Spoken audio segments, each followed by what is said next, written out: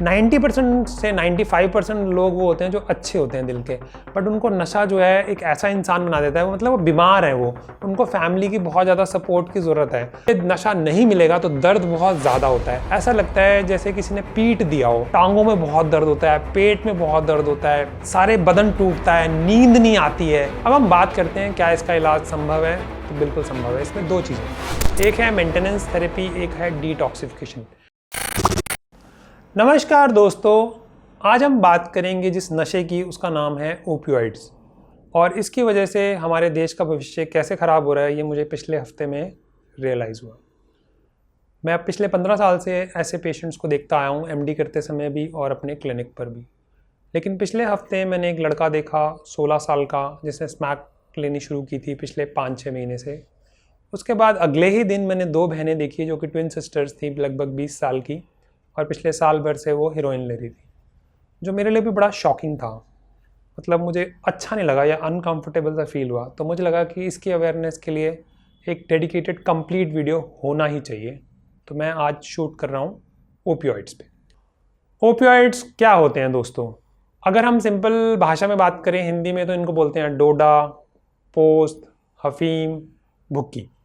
उसके अलावा इसको बोलते हैं हीरोइन। हीरोइन क्योंकि वाइट इन कलर होती है तो इसको चिट्टा भी बोलते हैं। और उसके बाद जो स्मैक होती है वो थोड़ी या ब्राउन शुगर जो होती है वो थोड़ी इम्प्योर फॉर्म होती है, क्योंकि शुगर वाइट कलर की होती है, इसलिए इसको ब्राउन शुगर भी बोलते हैं। उसके अलावा मॉर्फिन के इंजेक्शन, पेंटाजोसिन के इंजेक्शन, पेंटाजोसिन जो है वो फोर्टविन के नाम से आती है, और उसके अलावा जो है नॉर्फिन के इंजेक्शन। और कई लोग तो ऐसा भी करते हैं कि स्मैक को ही चम्मच में मिला के उसका इंजेक्शन बना के लगा लेते हैं। और कई बार तो लोग ऐसा भी करते हैं कि जो दवाई इसको ट्रीट करने के लिए दी जाती है उसको भी पीस के इंजेक्शन में बना के लगा लेते हैं। इसने गवर्नमेंट ने जो मेडिसिन है उसकी फॉर्मुलेशन ही चेंज कर दी है कि अगर आप मुंह से खाएंगे तो आपको असर होगा, लेकिन आप उसका इंजेक्शन बनाएंगे तो फ़ायदा नहीं होगा। और स्पाज्मोप्रॉक्सिमोन के कैप्सूल तो बहुत ही खतरनाक होते हैं। अभी 2 हफ्ते पहले एक लड़का आए थे, 22-23 साल का लड़का था, और अचानक उसको दौरे पड़ने लगे और 3-4 दौरे पड़े लगातार। तो जब माँ बाप ने उसकी जेब टटोली तो उसमें स्पाज्मोप्रॉक्सिमोन के कैप्सूल के खाली पत्ते मिले, और वो डॉक्टर के पास गए। वो डॉक्टर मेरा जानने वाला था, उन्होंने मेरे पास रेफ़र किया। तो मैंने और वो लड़का आने के लिए तैयार नहीं था, तो माँ बाप ही आए। मैंने कहा देखिए, बिना देखे तो मैं आपकी मदद नहीं कर सकता, लड़के को आना तो बहुत ही ज़रूरी है, क्योंकि जो दवाई इसके इलाज के लिए दी जाती है वो नारकोटिक्स में आती है, तो उसको ना ही हम ऑनलाइन कभी लिख सकते हैं और ना ही वो पेशेंट के आए बिना दी जा सकती है। तो मैंने कहा अगर आप चाहते हैं, कहते हम कैसे लाएं। बट जब मैंने उनको बोला आप चाहते हैं कि आपका बच्चा ज़िंदा रहे या नहीं, तो वो अगले दिन ही उसे ले आए, और लड़का भी इलाज के लिए तैयार हो गया। हफ्ते के बाद दोबारा भी आया तो वो बेहतर भी था। तो कई बार हम उस सीरियसनेस को समझते नहीं है जितना ये सीरियस नशा होता है, क्योंकि जितने भी इंजेक्शन लगाने वाले नशे हैं, चाहे वो मॉर्फिन के इंजेक्शन हैं या वो पेंटाजोसिन या नॉर्फिन के इंजेक्शन है, इसमें क्या होगा, जब आप इंजेक्शन लगाएंगे एक तो यहाँ बहुत सारी सोजिश हो जाएगी, इन्फेक्शन होगा, ये इन्फेक्शन ट्रैवल करके आपके हार्ट में जा सकता है। और ये जो नशा करने वाले लोग होते हैं ना, खासकर जो स्मैक लेते हैं, ब्राउन शुगर लेते हैं, इंजेक्शन लगाते हैं, स्पाज्मोप्रॉक्सिमोन के कैप्सूल्स लेते हैं, ये पक्का किसी ना किसी को जानते हैं जिसकी ऑलरेडी डेथ हो चुकी है किसी फ्रेंड सर्कल में इन नशों की वजह से। बल्कि हफीम जो लोग खाते हैं, ये तो यंग लोगों की बात हुई ज़्यादातर, और जो हफीम खाते हैं वो फिर भी बेटर होते हैं।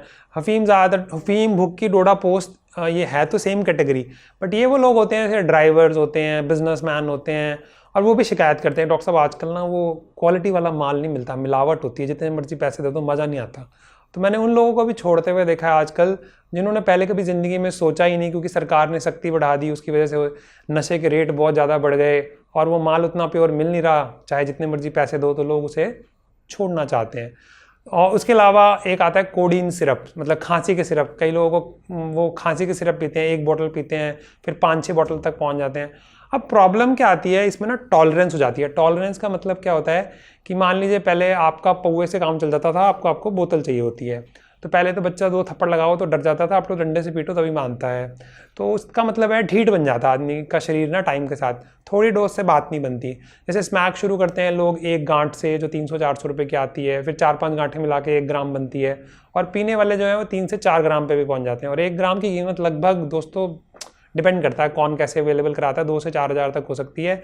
कई बार तो पहले तो क्या होता है, घर का सामान, पहले तो जो नौकरी कर रहा है वो नौकरी के पैसे वहाँ से खर्च करने लगेगा, फिर उसके बाद जो है उधार लेना शुरू करेगा, फिर वो घर में चोरी करना शुरू करेगा, फिर उसके बाद तो कई लोग जो हैं वो बेचना भी शुरू कर देते हैं। सब लोग तो नहीं, बट 100 में से 1-2 लोग ऐसे भी होते हैं जो बेचना शुरू कर देते हैं ताकि उनको डिस्काउंट मिल जाए और वो नशे को मैनेज कर सकें। 90% से 95% लोग वो होते हैं जो अच्छे होते हैं दिल के, बट उनको नशा जो है एक ऐसा इंसान बना देता है, वो मतलब वो बीमार है, वो उनको फैमिली की बहुत ज़्यादा सपोर्ट की ज़रूरत है। अगर उसमें ताने मारें, हम उनको बुरा भला बोलें, वो खुद चाहते हैं उन नशे से बाहर निकलें, बट इतना आसान नहीं होता क्योंकि इस नशे की बहुत ही तकलीफदायक प्रॉब्लम्स होती हैं। वैसे तो 2 तरीके हैं नशे छोड़ने के, एक है कि आप डॉक्टर की मदद लें और दवा लें, दूसरा है कोल्ड टर्की। कोल्ड टर्की जो है वो सिगरेट के लिए भी होता है, शराब के लिए भी होता है और इसके लिए भी होता है। अब कोल्ड टर्की में क्या होता है, आपने अपने आप ही नशा छोड़ दिया और जो तकलीफ होगी देखी जाएगी। मैंने ऐसे मरीज देखे, हाँ बिल्कुल देखे हैं, कई लोग मैंने देखे हैं जो रिच थे, अच्छे थे और बहुत ही मोटिवेटेड थे, बॉडी बिल्डर थे, बट नशे की वजह से खराब हो गए। उन्होंने पूछा क्या डॉक्टर साहब मैं बिना दवाई के छोड़ सकता हूँ? मैंने कहा हाँ बिल्कुल। वो अपने किसी रिसोर्ट पे गए और उसके बाद 15-20 दिन रहे और वो क्लीन होके आ भी गए, बट फिसल भी गए काफ़ी बार।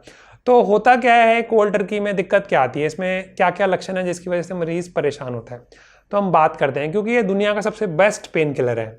जब किसी को हार्ट अटैक होता है तो मॉर्फिन का इंजेक्शन लगाया जाता है।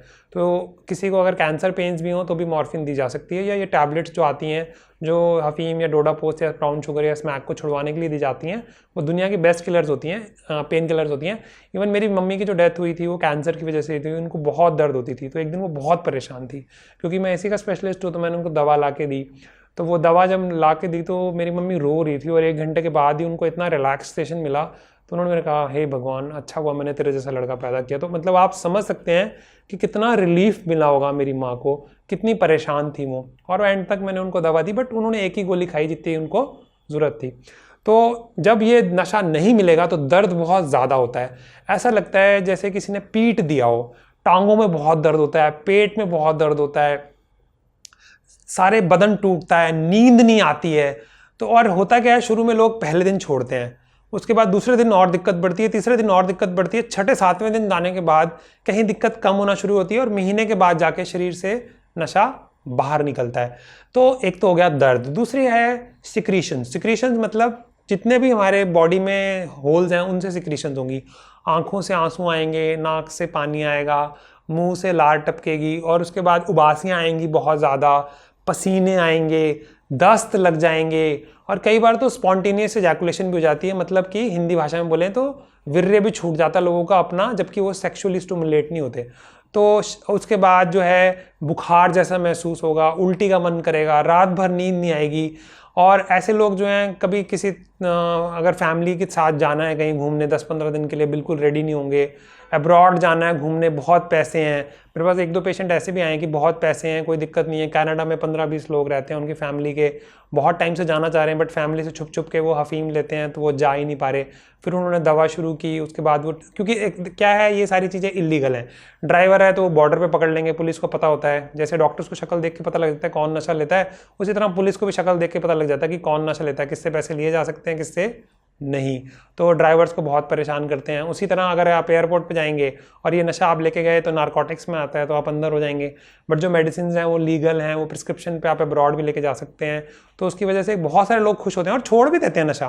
90% तो मैंने देखा है कि जो मेडिसिन हैं वो उससे लोग जो हैं काफ़ी कम आ जाते हैं और नशा छोड़ भी देते हैं। पहले तो हमने जाने फिजिकल, अब हम इसके जानते हैं बाकी और साइड इफ़ेक्ट्स क्या होते हैं। एक तो हेल्थ वाले साइड इफ़ेक्ट्स होंगे, अगर आप बार बार जैसे सिगरेट लेते हैं या कुछ और सिगरेट फॉर्म में लेते हैं या अल्मुनियम फॉयल में लेते हैं या फिर आप कोडिन सिरप भी पीते हैं या इंजेक्शन लगाते हैं, तो उसकी वजह से आपको फिजिकल परेशानियां होंगी।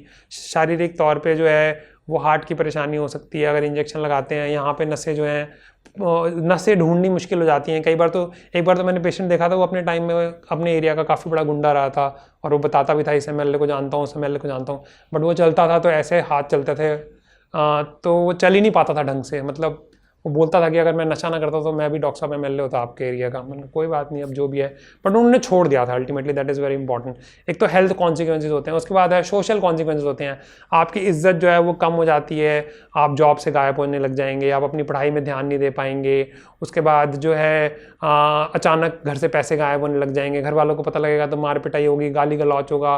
वो शुरू में नहीं समझ पाएंगे कि ये बीमारी बन चुकी है, अब आप चाहकर भी इसे कंट्रोल नहीं कर पाते। तो आपको अपनी फैमिली से सच बताना चाहिए और सपोर्ट मांगनी चाहिए। क्योंकि ये इलीगल है तो इसलिए आप पकड़े जाएंगे तो पुलिस का हक भी बनता है आपको पकड़ने का, और उससे हरासमेंट भी होती है, फैमिली की बेइज्जती भी होती है।